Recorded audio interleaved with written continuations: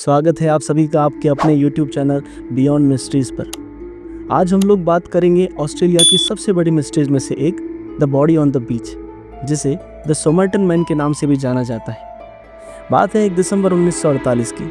South Australia में Adelaide शहर के सोमरटन बीच पर अर्ली मॉर्निंग घूम रहे कुछ लोगों को एक अनजान डेड बॉडी मिलती है। उस डेड बॉडी के बारे में सबसे इंटरेस्टिंग बात थी कि वह किसी भी तरीके से देखने पर डेड बॉडी नहीं लग रही थी, जिसे एक बार में देखकर यह बता पाना मुश्किल था कि वह इंसान जिंदा है या मर चुका है। बल्कि उस इंसान को देखकर ऐसा लग रहा था मानो सूट बूट पहनकर बीच पर वह सोते सोते ही मर गया हो। लोगों ने पुलिस को इन्फॉर्म किया। पुलिस ने भी इतनी मिस्टीरियस डेड बॉडी शायद पहले कभी नहीं देखी होगी, क्योंकि उस इंसान की डेड बॉडी पर कोई मारपीट के निशान नहीं थे और ना ही बॉडी कोई अनयूजुअल पोजीशन में थी। पुलिस को उस डेड बॉडी के सूट के राइट कॉलर पर एक आधी जली हुई सिगरेट मिली।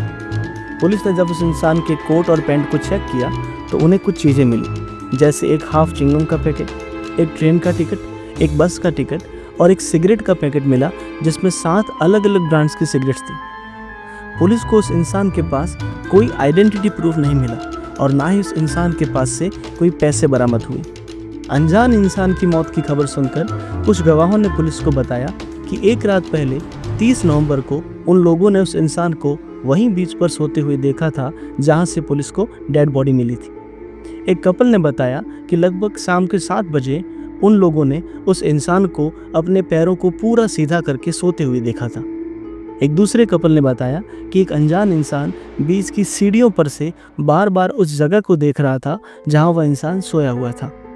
पोस्टमार्टम रिपोर्ट में डॉक्टर्स ने बताया कि उसकी बॉडी की बनावट से लगता है कि वह ब्रिटिशर था। उसकी उम्र 40 से 50 वर्ष के बीच में थी। वह इंसान फिजिकली टॉप कंडीशन में था। उसके पैरों के पंजों से पता चलता है कि शायद वह एक डांसर था। डॉक्टर्स के अनुसार मौत का समय रात के लगभग 1 से 2 बजे के बीच रहा होगा। डॉक्टर्स ने बताया कि उस इंसान की मौत का कारण सामान्य नहीं था।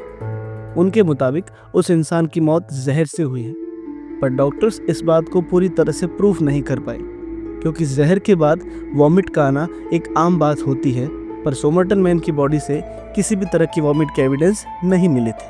पुलिस को जो बात सबसे ज़्यादा असामान्य लगी वह यह थी कि सोमरटन मैन के सारे कपड़ों के टैग्स एंड लेबल्स को हटा दिया गया था और उस जगह को बहुत अच्छे तरीके से एक ऑरेंज कलर के धागे से सिला हुआ था। पोस्टमार्टम में डॉक्टर्स ने एक और अजीब बात को देखा। उन्होंने देखा कि सोमरटन मैन के जूते पूरी तरह से पॉलिश किए हुए थे, जबकि ऐसा इम्पॉसिबल है कि अगर कोई इंसान बीच पर चलकर जाए और उसके जूते गंदे ना हो।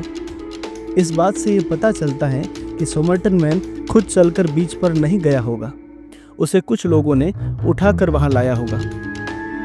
सबूतों की कमी के कारण पुलिस ने 10 दिसंबर 1948 को उस इंसान की बॉडी को प्रिजर्व करके रख दिया, और ये उस समय तक पहली बार था जब पुलिस ने सबूतों की कमी के चलते किसी बॉडी को प्रिजर्वेशन में रखा था।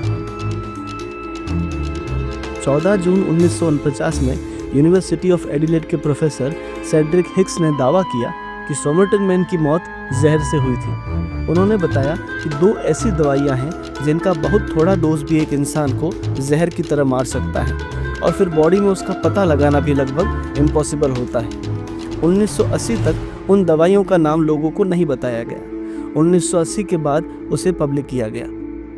पूरी दुनिया में लगभग हर देश में सोमरटन मैन के फिंगरप्रिंट्स और फोटोज़ को भेजा गया, पर किसी भी देश ने उसे नहीं पहचाना, और ना ही उस फिंगरप्रिंट्स और फोटो का कोई आदमी किसी भी देश से लापता हुआ था। 14 जून 1949 को सोमरटन मैन को दफना दिया गया, और दफनाने से पहले डॉक्टर्स ने उसकी बॉडी के ऊपर के भाग, सिर, कंधे और छाती का प्लास्टर बनाकर रख लिया था, जिसे बाद में रिसर्च और इन्वेस्टिगेशन के लिए काम में लिया जा सके। 14 जनवरी 1949 को एडिलेड रेलवे स्टेशन के लॉकर में एक भूरे रंग का सूटकेस मिला, जिसका लेबल निकाल लिया गया था।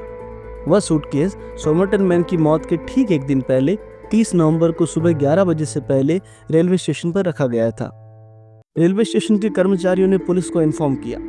पुलिस को उस सूटकेस में से एक ड्रेसिंग गाउन, एक इलेक्ट्रिशियन का स्क्रू ड्राइवर, पैरों के slippers, pair of scissors, zinc, पैजामा और एक टेबल नाइफ मिला। सूटकेस में मिलने वाली सबसे इंटरेस्टिंग चीज़ एक ऑरेंज कलर के धागे का पैकेट था। ये वही धागा था जिसे सोमरटन मैन के कपड़ों के लेबल्स हटाकर उसे सिलने में काम में लिया गया था। और हैरान करने वाली बात ये थी कि यूएसए में मैन्युफैक्चर होने वाला ये धागा ऑस्ट्रेलिया में नहीं मिलता था।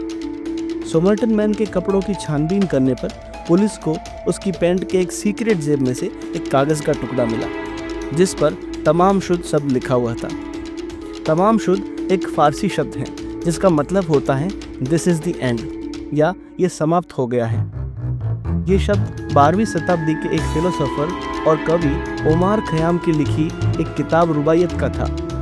इस तरह के शब्दों का किसी मरे हुए इंसान के पास से मिलना बहुत ही मिस्टीरियस था। दूसरी बात कि उस समय तक रुबायत बुक मिलना बहुत मुश्किल था। ऑस्ट्रेलिया में ये लगभग ना के बराबर मिलती थी। 1941 में एक आदमी पुलिस के पास आकर रुबायत की बुक देता है और कहता है कि यह बुक उसे उसके घर के पास मिली एक ओपन रूफ कार से मिली है। आदमी ने पुलिस को अपना झूठा नाम रोनाल्ड फ्रांसिस बताया। थोड़ी देर के बाद वह इंसान वहाँ से चला गया। पुलिस ने उसके बाद वापस उस इंसान को ढूंढने की बहुत कोशिश की, पर वो इंसान दोबारा पुलिस को कभी नहीं मिला। उस बुक के इन्वेस्टिगेशन में पता चला कि जो कागज़ का टुकड़ा सोमरटन मैन के पास से मिला था वो उसी बुक के लास्ट पेज का टुकड़ा था। बुक और कागज़ के टुकड़े की माइक्रोस्कोपिक लेवल पर जांच करने के बाद पता चला कि वो कागज़ का टुकड़ा उसी बुक के एग्जैक्ट सेम मेज का था जहाँ से उसे बुक में से फाड़ा गया था। फटे हुए कागज़ के टुकड़े के साथ साथ एक और मिस्टीरियस बात उस बुक में देखने को मिली। उस बुक के पीछे के कवर पर कुछ अजीब से शब्द लिखे हुए थे जो देखने में किसी कोडवर्ड के जैसे लग रहे थे, जिसका कोई भी सीधा मतलब नहीं निकल रहा था। बहुत से लोगों ने उस कोड को समझने की कोशिश की, पर आज तक उस कोड को कोई नहीं समझ पाया। दरअसल उस समय सेकेंड वर्ल्ड वॉर का टाइम चल रहा था और उस समय पर इस तरह की कोड लैंग्वेज बहुत सारे देश के जासूस काम में लिया करते थे। इसलिए यह अंदाज़ा लगाया गया कि शायद सोमरटन मैन एक जासूस था।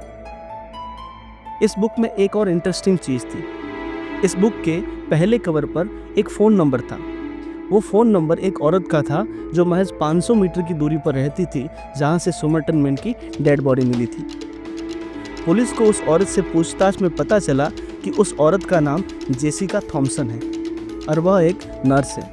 जब पुलिस ने उस औरत से सोमरटन मैन के बारे में पूछा तो उस औरत ने उसे पहचानने से साफ इनकार कर दिया। फिर पुलिस ने जब जेसिका को सोमरटन मैन का प्लास्टर वाला हाफ बॉडी स्टैचू दिखाया तो जेसिका उसे देखकर लगभग चक्कर खाकर गिरने लगी, जिससे पुलिस को जेसिका पर थोड़ा शक हुआ। थोड़ी देर बाद जब पुलिस ने जेसिका को फिर से सोमरटन मैन के बारे में पूछा तो उसने फिर से पहचानने से इनकार कर दिया। जब पुलिस ने जेसिका से पूछताछ की तो उसने पुलिस को बताया कि 1948 के अंत में एक आदमी उसके पास उसके पड़ोस में उसका एड्रेस पूछने के लिए आया था। इसके अलावा उसने बताया कि दूसरे विश्व युद्ध के समय वो सिडनी के एक अस्पताल में काम करती थी और उस समय उसकी मुलाकात अल्फ बॉक्सल नाम के एक आदमी से हुई थी और उस समय जेसिका के पास रुबायत की एक कॉपी भी थी जो उसने अल्फ बॉक्सल को दी थी और फिर उसके बाद वह दोनों कभी नहीं मिले। इस बात से पुलिस को लगा कि शायद अल्फ बॉक्सल ही सोमरटन मैन था, पर 1949 में पुलिस ने पता लगाया कि बॉक्सल अभी तक जिंदा है और उसके पास रुबायत की किताब और उस किताब में तमाम शुद्ध वाला पेज सही सलामत है। इस घटना के बाद लोगों ने सोमरटन मैन को एक प्रेमी का नाम दे दिया जिसने प्यार की वजह से जहर खाकर सुसाइड कर लिया होगा। सोमरटन मैन की असामान्य और रहस्यमय मौत के बाद बहुत सारे लोगों को लगा कि शायद वह एक जासूस था, क्योंकि वो समय सेकेंड वर्ल्ड वॉर का था और फिर यही कारण हो सकता है कि किसी भी देश ने उसे पहचानने से इनकार कर दिया था, क्योंकि जासूस के पकड़े जाने पर कोई भी देश उसे अपना आदमी नहीं मानता है। सोमरटन मैन को जासूस मानने के दो और भी कारण बताए जाते हैं। पहला कारण ये था कि एडिलेड शहर के पास दो ऐसी जगह थी जो जासूसों की रुचि का केंद्र थी। पहली थी रेडियम हिल यूरेनियम साइट और दूसरा था वुमेरा टेस्ट रेंज।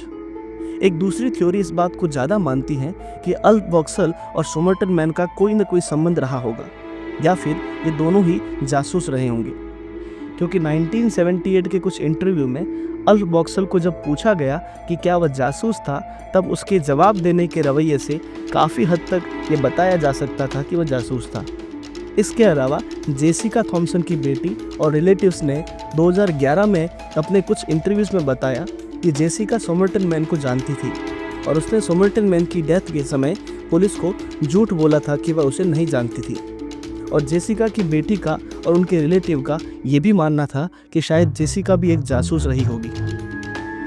एडिलेड यूनिवर्सिटी के प्रोफेसर डेरेक एबॉट के निर्देशन में 2009 में एक टीम ने सोमरटन मैन के केस को सॉल्व करने और सोमरटन मैन की डिटेल जानकारी पाने के लिए सोमरटन मैन की बॉडी को कब्र से बाहर निकालकर जांच करने की मांग की, ताकि डीएनए टेस्टिंग से बताया जाए कि आखिर में सोमरटन मैन कौन था। क्योंकि 1950 के कंपैरिजन में इस टाइम तक टेक्नोलॉजी काफ़ी एडवांस हो चुकी थी। 7 दशक से भी ज़्यादा के टाइम के बाद दुनिया की सबसे बड़ी मिस्ट्रीज में से एक द सोमरटन मैन का आखिर दुनिया को कुछ सबूत मिला। 26 जुलाई 2022 को प्रोफेसर एबॉट और उनकी टीम ने बताया कि सोमरटन मैन का नाम कार्ल चार्ल्स वेब था और वो एक इलेक्ट्रिकल इंजीनियर थे। हालांकि ऑस्ट्रेलिया की पुलिस ने एबॉट के इन्वेस्टिगेशन को पूरी तरह से सही नहीं माना है, पर फिर भी वो लोग एबॉट के इन्वेस्टिगेशन को काफ़ी हद तक अप्रिशिएट करते हैं। प्रोफेसर एबॉट और उनकी टीम के 15-20 साल के बहुत अच्छे हार्डवर्क के बाद दुनिया को द सोमरटन मैन का नाम जानने को मिला। हालांकि अभी भी बहुत सारे लोग एबॉट की इन्वेस्टिगेशन को पूरी तरह से सही नहीं मानते हैं, पर इसके अलावा और भी बहुत सारे सवालों के जवाब आज तक नहीं मिल पाए हैं, जैसे रुबाइयत की किताब का काल के पास से मिलना, तमाम शुद्ध शब्द उसकी पैंट के सीक्रेट जेब में मिलना, रुबाइयत की किताब में मिले मिस्टीरियस कोडवर्ड, उनकी बॉडी का इतनी मिस्टीरियस तरीके से बीच पर मिलना, और भी ऐसे बहुत सारे सवाल हैं जिनका जवाब आज तक नहीं मिल पाया है। ऐसी ही और इंटरेस्टिंग मिस्ट्रीज़ को जानने के लिए देखते रहिए आपके अपने YouTube चैनल बियॉन्ड मिस्ट्रीज़ को।